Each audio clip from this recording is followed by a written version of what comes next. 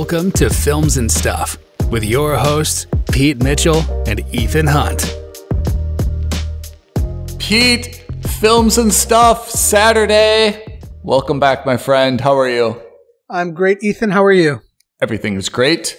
We are still recovering from a wonderful watch party last evening, where we had some people join us to watch episode 6 of The Peripheral. So if you haven't joined our Amazon watch party, you should definitely do so this upcoming Friday night. You're missing out.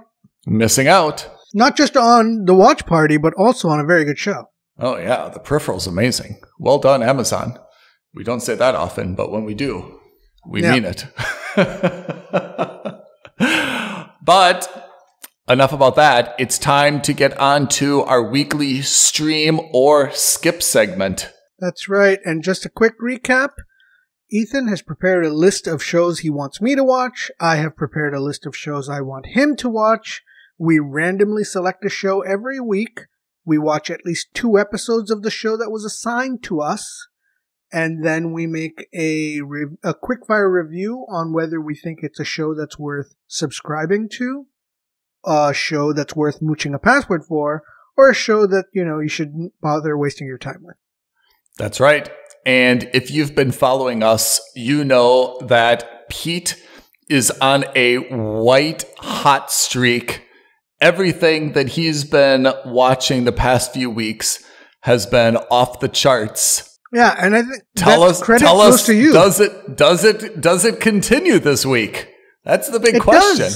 It really does, and it does. It's all the more surprising because our regular listeners will know I ended last week's episode by saying I was not looking forward to watching this show. Oh, yeah. So I was assigned HBO Max's Pennyworth.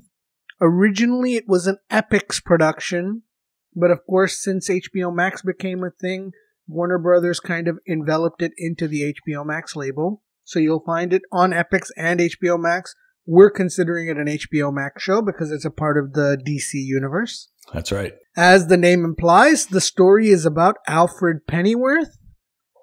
But unlike what you would expect, this is not the Alfred that you've come to know and love from the Batman universe. This is totally different. The show takes place in the 60s in London, and it explores Alfred's life immediately after he gets out of the army. So he's only 26 years old at this point. So this is several decades before Bruce Wayne is born. This is several decades before he becomes Batman's confidant and right-hand man. For me, this is an interesting take because it's a very unique position to jump in on the DC universe.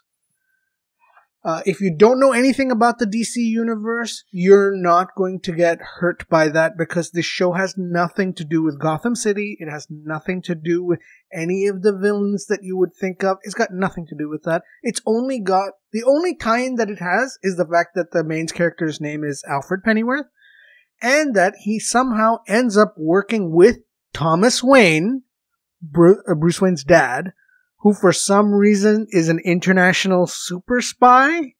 I didn't see that. As well as Martha Kane, Bruce Wayne's soon-to-be mother, who also is a spy, but not working with Thomas Wayne. They're working, one works for the CIA and the other works for, some rebellion group. It's a little nutty. Let's start with Alfred. So Jack Bannon plays Alfred Pennyworth. His portrayal of Alfred is 110% an homage to Michael Caine's Alfred from the Nolan Batman film. Oh, I love it. He's got Michael Caine's accent down to a T.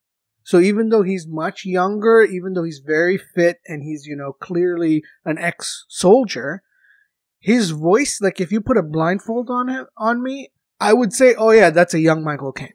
He sounds exactly the same. That's the first thing. The second thing is, this is a huge leap away from the DC universe that we know, in the sense that it is a very adult depiction of the Bat universe. There's lots of swearing. Really? There's wanton killing with gore and guts and blood, everything. Whoa. And there's even light nudity, to the point where it's actually pretty jarring. And in the first season, I actually liked it because it was a refreshing change of pace. Because, you know, Batman is known for being the one guy who doesn't kill, blah, blah, blah. You know, they're kind of like, almost like, you know, choir boys that way, right? Yeah. They're very careful. Yeah. And in this, they're exactly the opposite. They're cursing. Whoa. They're having, you know, one night stands with random women. And these are, you know, this is Alfred, right? And we know Alfred from the Batman movies. We don't see him as this, like, in our minds, we've always seen him as this, like, innocent, pure man. And in this case, grandfatherly. Not. Yeah. Exactly. And in this case, he is absolutely not. When I watched Christopher Nolan's Dark Knight and stuff, did I know that Alfred's surname was Pennyworth, or did they just come up with that? It's kind of a given. It was given. It's mentioned not just in the comics, but also in like some of the other non-Nolan movies. It is. I don't know if it specifically said, if they specifically mentioned Pennyworth in the Nolan movies. Yeah. But that's who he always has been. Okay. So, for example, in the first season, and I did end up watching both seasons. The third season is running right now. But I haven't watched it. I'm going to wait until until the season's over, and then I'll binge it. Yeah. But in season 1, it was quite refreshing to see, you know, like all the blood, the guts, and like the violence and the adult language. Oh, man. In the second season, it kind of got old really fast, I have to say. And in fact, I think the first season between the two, the first season has been the stronger of the two. But anyway, the premise is that we are looking at Alfred's life as a young man. And he is starting up his own, like, security services company, right? He's a military guy, so, like, he's acting as a bouncer at, like, this nightclub. He's working at a pub. You know, it makes total sense. And he's got his squaddies with him. They work with him. Then it devolves into a little bit of madness. You find out there are two factions vying for control over England. And, you know, this is where it gets a little comic booky and a little bit Gotham-esque, which is, you know, you've got a league of bad guys versus a league of good guys, but the good guys aren't exactly the greatest of guys. And you find out that both of them are kind of vying for control over London. And you meet the Queen of England. In fact, Alfred has a dalliance with the Queen of England. So it was just, you know, yeah, it's like, it's a little, the cognitive dissonance goes wild in the second season to the point where I'm just like, what are we watching? Like, what is this happening? Right? Yeah. Having said all of that, I actually really liked this show, and I'm only talking about season 1 at the moment. My season 2 judgment is that it's nowhere near as good as season 1, and I'm holding off on season 3. I really like the show. It's a Batman show without being a Batman show, and by that I mean that the world is slightly twisted, you know, so you see public executions at the Tower of London in the 60s, people wearing outlandish clothes like capes and cloaks, things that, you know, you would see in comic books. Yeah. Secret societies with ridiculous names. So, like, one of the faction is the Raven Society. The other is the No Name League. Oh, you know, it's a bit weird. It's like Gotham City, but nowhere near as gothic as Gotham City is. So it's nowhere near as dark and dour. So you still get a little bit of that swinging 60s vibe. And then, of course, it is nice to see characters like Alfred and Thomas, because we know of them from the modern iteration of Batman. So, as you said, Michael Caine's character, Alfred, grandfatherly. Yeah. And Thomas Wayne is dead. We don't see him. We've always seen him in flashbacks. So it was kind of nice and refreshing to see them. And I didn't realize it, but I was actually quite keen on seeing them on screen. And I don't know if the show is canon or not. I hope it's not, because it's really like, if you put the two of them side by side, Batman and Pennyworth, it's like so wildly different that it doesn't make sense that this would be canon. Mm-hmm. I would say right now, based on just the first season alone, and based on even at that point, based on the first 2 episodes, this was a must subscribe for me. Oh, that's great to hear. I mean, not just, you told me kind of midweek, you know, like, spoiler alert, this show is amazing. And I have to say, even though I mentioned that you've been on a hot streak lately, it seems like the delta between your very low expectations. I mean, you were almost like visibly upset, even though this is a podcast. You were almost audibly upset last week when you were assigned Pennyworth. You're like, I don't want to see that. I don't need to see it. And I mean, it must have been extraordinarily good to take you from someone who had no interest in it to something that you think is a must subscribe. Like that's a huge delta to overcome, right? Yeah. I'm giving this a must subscribe, but I must give the caveat. One, even though you don't need to be at all immersed in comic book culture for this, it helps because not because of the characters, but because the vibe feels more comic booky than anything. Two, I think that the score also may, like, honestly, if you told me right now, is this a must subscribe or a mooch? I'm saying it's a must subscribe over a mooch also because, as you rightly pointed out, my expectations were so low that even though this may not come off as like the best of best shows, it was so rock bottom, my expectations, that I'm just like, oh, this is actually quite good, so it's a must subscribe. Yeah, that's true. Oh, man, that's really cool. I mean, I have to say, just the setup of Pennyworth, I think, is cool, where it's not really what you usually see is kind of like a prequel. Exactly. That evolves directly into the thing that you've just seen, right? Like Andor, for example, probably is going to go directly into Rogue One, which goes directly into A New Hope. And I guess that the cool thing about Pennyworth is that this seems to be like so far in advance of any of the Batman that we've seen that, like you said, it doesn't dovetail directly into the film, but it's cool to give like a lot of background about a character who you can't really mess up, but definitely was widely beloved, right? Exactly. I've always likened Alfred to Batman as Q was to James Bond. Yeah.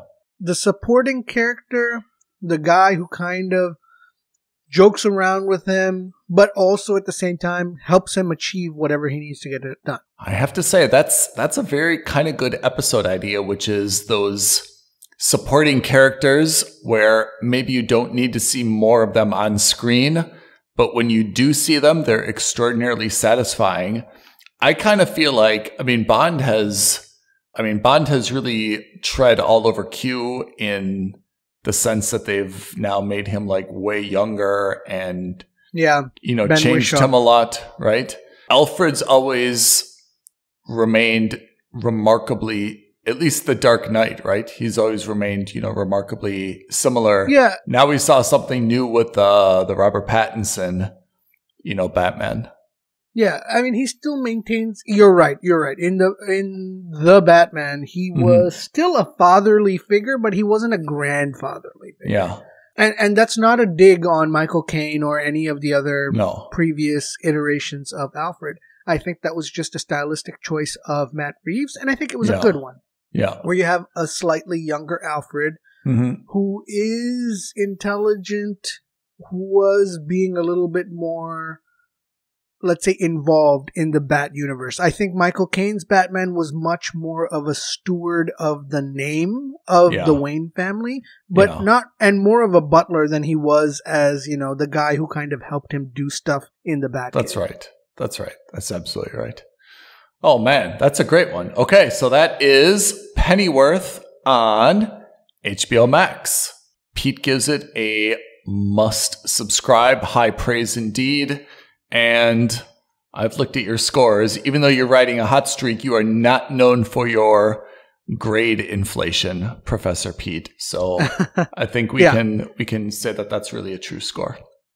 I was assigned a very, very cool show called Only Murders in the Building.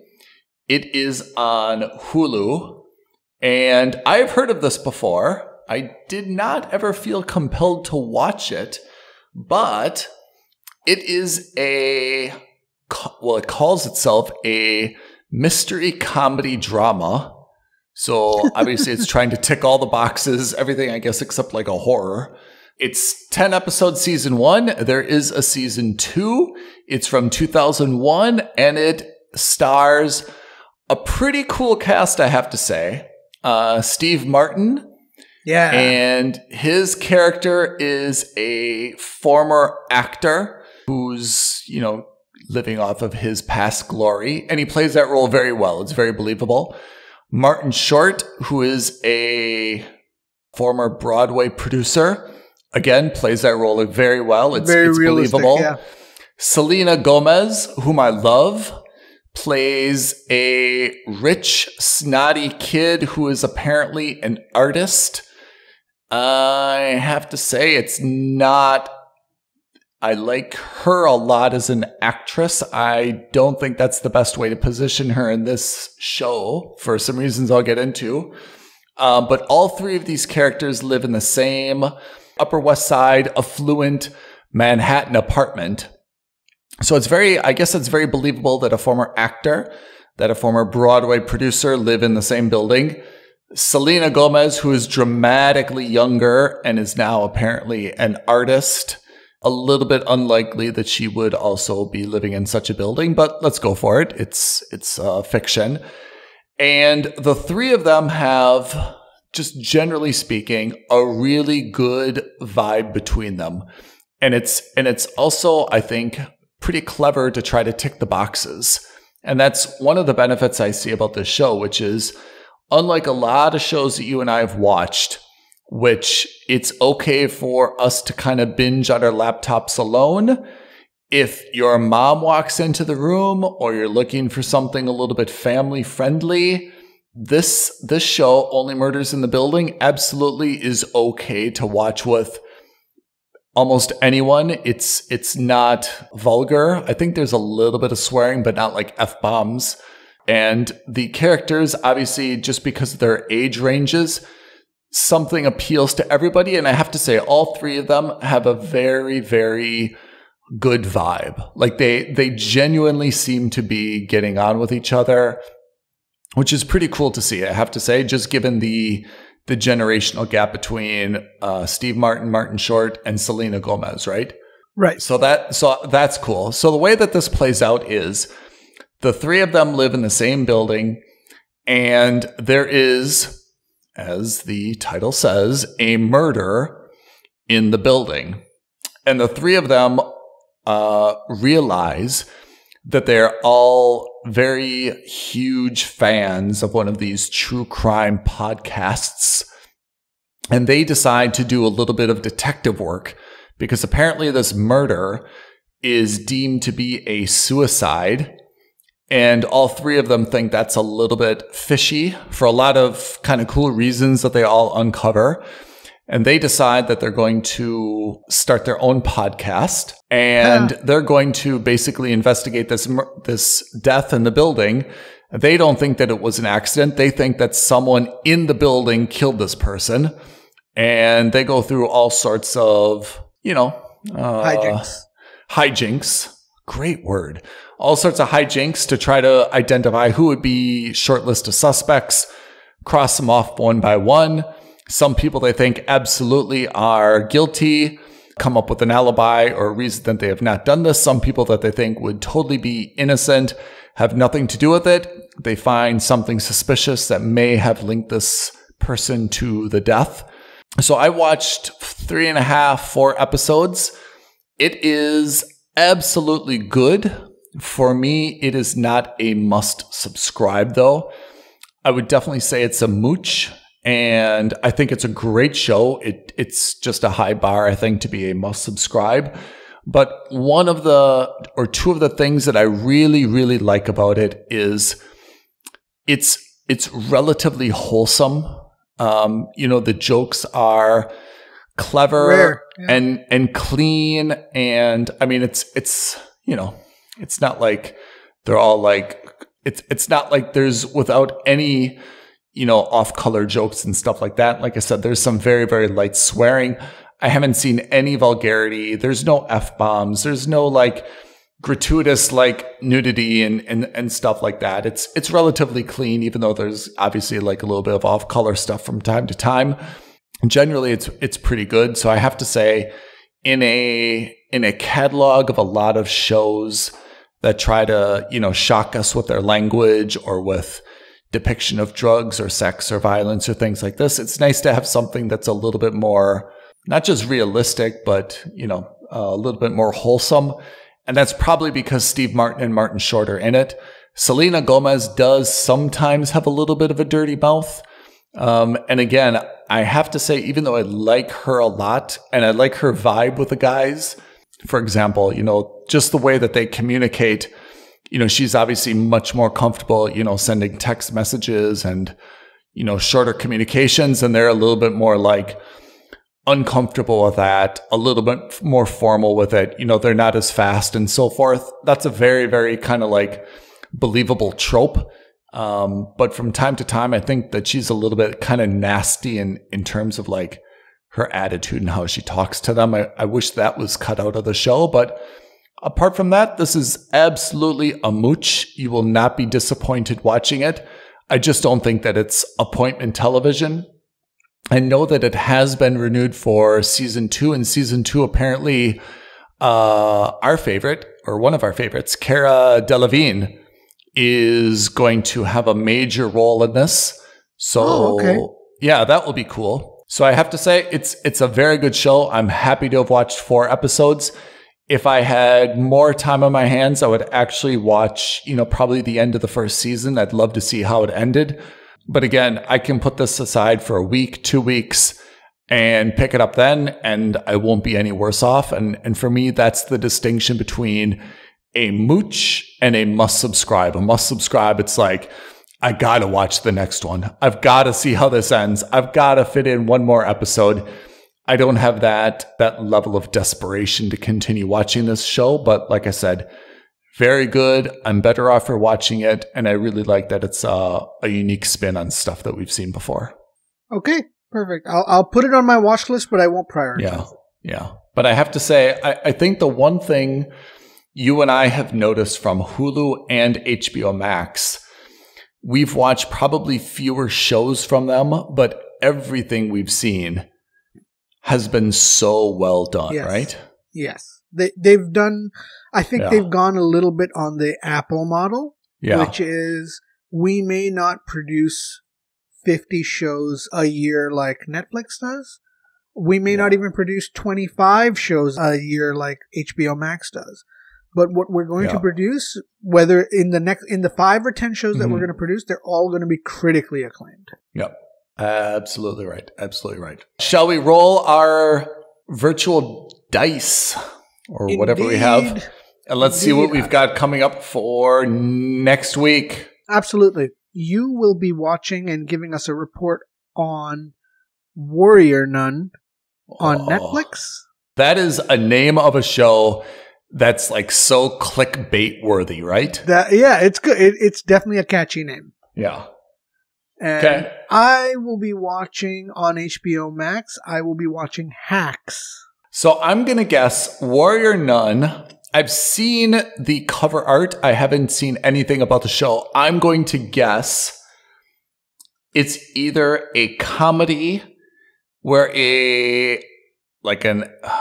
Sandra Bullock is like undercover as a nun trying to uncover, some drug dealer or something, giving a confession. Act with Whoopi Goldberg. Yes. It's either that type of comedy or it's going to be like a serious like action kind of thriller where it's going to be the opposite. It's going to be very gritty and, the lady is a nun, but really she's an assassin. And she uses that kind of like as her cover, and she's got like knives and all this other stuff like underneath her frock. So I think it's going one way or the other just based on that title, not knowing anything else about it. I can't tell you, Hacks, it sounds like some kind of IT computer cyber hacking drama. So that should be interesting because I like that kind of stuff. Indeed you do. Okay, you're staying on HBO. I'm flipping over to Netflix. Let's see what we got next week on Stream or Skip. That's right. And again, as always, if any of our listeners have any shows that you'd like us to watch, Oh, that's right. Feel free to leave a comment below this video or drop us a tweet at F&S Podcast while you still can, or email us at aloha@filmsandstuffpodcast.com. We love tweets. We love Instagram DMs. We love email. And yeah, outsource a series to us that you want us to watch and review before you commit to it. We're happy to do the hard work for you. Exactly. Pete, thank you for your time. Thank you for doing the hard work for our listeners. Watching Pennyworth, watching Hacks, watching Narco Saints, all the other stuff you've seen in the last couple of weeks. You're very welcome. Thanks, everyone. All right. See you on the flip side. Bye. Thank you for listening to another episode of Films and Stuff. If you haven't already, please subscribe and review on Apple Podcasts, Spotify, or wherever podcasts are downloaded. Films and Stuff. There is no substitute.